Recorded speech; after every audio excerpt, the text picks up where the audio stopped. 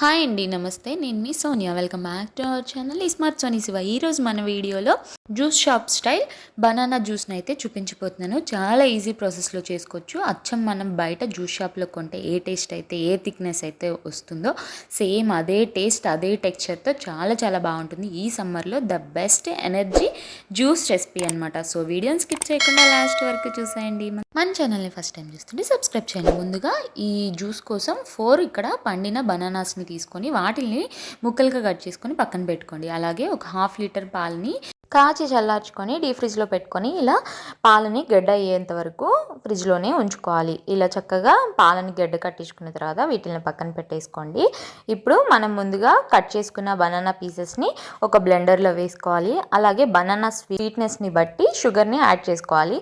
నేనైతే ఇక్కడ 2 table spoons add చేశాను అనమాట. ఇప్పుడు వీటిని కొంచెం కోర్స్గా బ్లెండ్ చేసుకోవాలన్నమాట. ముందు ఒకసారి ఇలా బ్లెండ్ చేసుకుంటే చక్కగా బనానా మొత్తం చక్కగా బ్లెండ్ అయిపోతుంది. ఇప్పుడు మనం ముందుగా గడ్డ కట్టించి పక్కన పెట్టుకున్నాం కదా పాల ఐస్ని, సో ఆ పాలు మొత్తాన్ని కూడా వేసేసుకొని చక్కగా వీటిని మెత్తగా మిక్సీ పట్టేసుకొని ఇలా గ్లాసుల్లోకి సర్వ్ చేసేసుకోవడమే.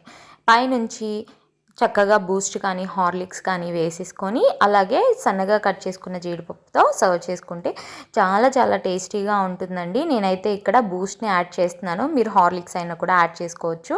పైనుంచి జీడిపప్పు వేసుకొని సర్వ్ చేసేయండి. చాలా చాలా బాగుంటుంది.